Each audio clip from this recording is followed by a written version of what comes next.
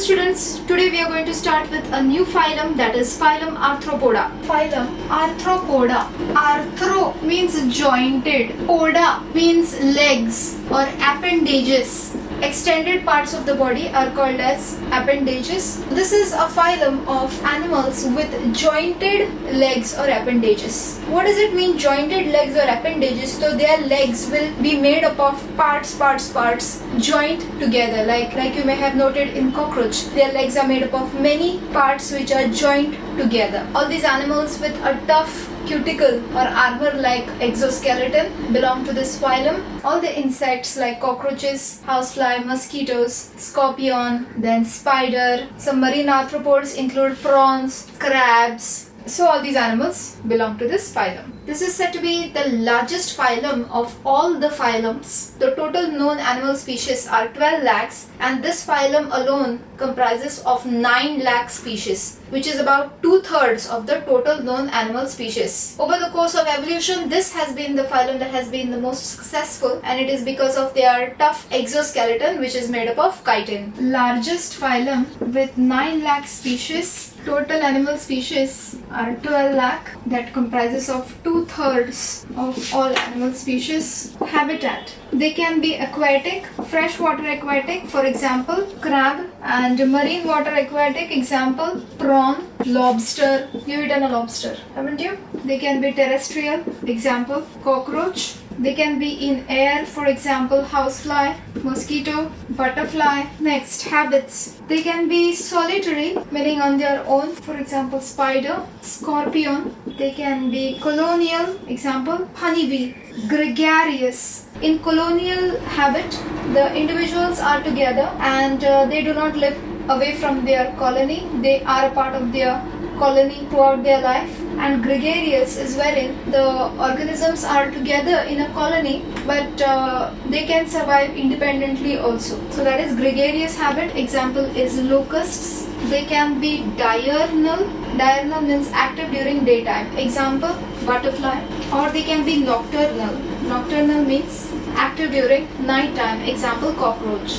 Level of organization. They have an organ system level of organization. Symmetry will be bilateral.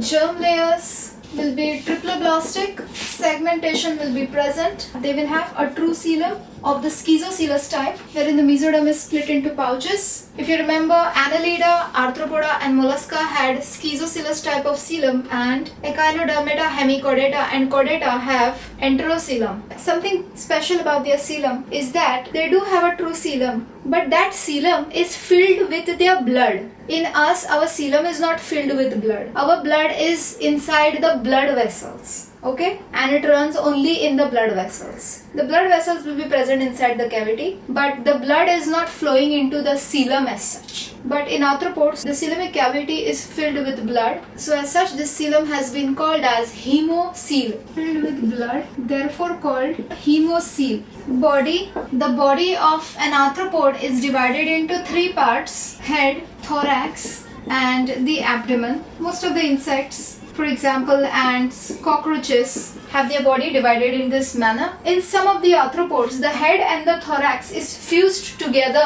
to form a bigger structure, which is called as the cephalothorax, and the abdomen will be seen separate. Cephalothorax is the fusion of head plus thorax. This is seen in case of prawns, even in case of crabs. And in some arthropods, the thorax and the abdomen are fused together to form a trunk. Trunk will be fusion of the thorax plus abdomen. An example is centipede, which is an arthropod. The body wall. The body wall has a tough covering which is called as the exoskeleton. This exoskeleton that they have is made up of chitinous plates. Chitinous plates are called as sclerites. Many armor plates are arranged on its body wall, which protects it from the environmental conditions, and it is this chitinous armor, which is called the exoskeleton, that has given them evolutionary advantage over all the other animals in living successfully over the years, okay, in the course of evolution. Suppose this is the epidermis, then the chitinous plates will be present on top of it. This is the sclerite. A dorsal sclerite is called as a tergum. A ventral sclerite will be called as sternum,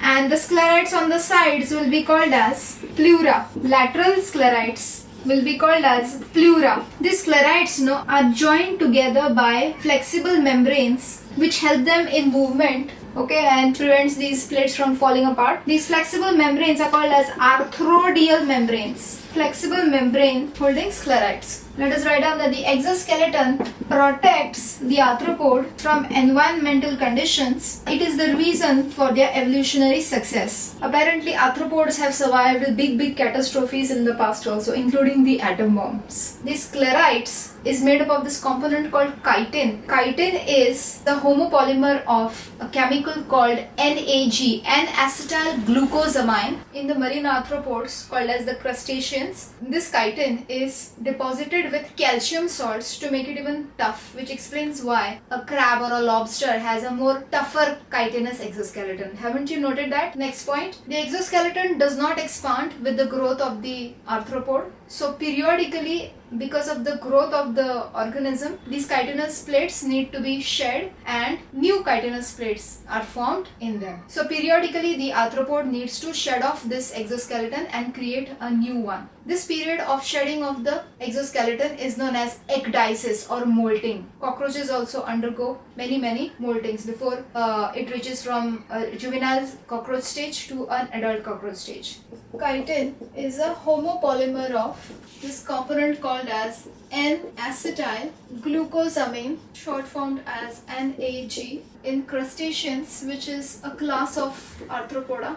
In crustaceans, they have additional calcium salts deposited, which makes it tougher exoskeleton. Next point, the exoskeleton does not grow, therefore needs to be shed periodically. This process of shedding is called as ecdysis, also called as molting. The digestive system is complete with mouth and anus. It is said to be well developed in arthropods. Most of the organ systems are well developed by now. It's divided into three parts. The first part is called as the foregut. Second part is called as the midgut. Third part is called as the hindgut. The foregut is said to be lined by ectoderm. Midgut is said to be lined by endoderm. And the hindgut is said to be lined by ectoderm again. The foregut is also called as stomodium. Midgut is also called as mesenteron. And the hindgut is also called as proctodium. These are their other names. This is a division of their alimentary canal. An interesting feature of the arthropods is that different types of arthropods have different types of mouth parts which suits their feeding habit. These mouth parts are nothing but chitinous plates modified into different forms to suit the arthropod's feeding habit. For example, a cockroach is known to have chewing type of mouth parts. Then a butterfly or a mosquito has sucking type of mouth parts. Its mouth parts will be in the form of like a straw, which will help it in its feeding habit. Then housefly is known to have sponging type of mouth parts, which will help it in absorbing the nutrients from the organic matter. Mouth parts. What are mouth parts? These are specialized chitinous plates to suit feeding behavior of the arthropod. For example, chewing type mouth parts are found in cockroach. Sucking type mouth parts are found in butterfly. Sponging type are found in housefly. Sucking type is also called as piercing and sucking type. Next, respiration. How do they respire? You must be knowing about the respiration that takes place in most of the insects like cockroaches, which is through openings called spiracles, which lead into narrow tubules, which redistribute as a network of tubules inside the hemocoel. That's called tracheal respiration. In annelids, it was cutaneous respiration through moist skin. Other than tracheal respiration, other types of respiration that are seen in arthropods is through gills in the aquatic forms, example prawn. There are book gills in some aquatic forms like the king crab, and in spider and scorpion there is something called book lungs. Why this word is book? Because it comprises of many plate-like structures, okay, which gives appearance of pages of a book. Respiration is tracheal, example in cockroach. Tracheal respiration comprises of spiracles which are the opening which lead into tracheae, which are a network of air tubules. This tracheae lead into hemocoel. Other types of respiration is through gills, example prawn, book gills, Example, king crab. Scientific name is limulus. And book lungs. Example, scorpion, spider. Out of these 4 types of respiration, the tracheal respiration is the most common and found in most insects. Next we talk about circulation. As I told you, circulation is of the open type. Their blood is not entirely restricted to blood vessels only. Yes, it passes through blood vessels. However, it does not remain in the blood vessel all the time. It comes out into the cavity, the fluid filled coelom, which is called as the hemocoel. Open type, blood not restricted to blood vessels.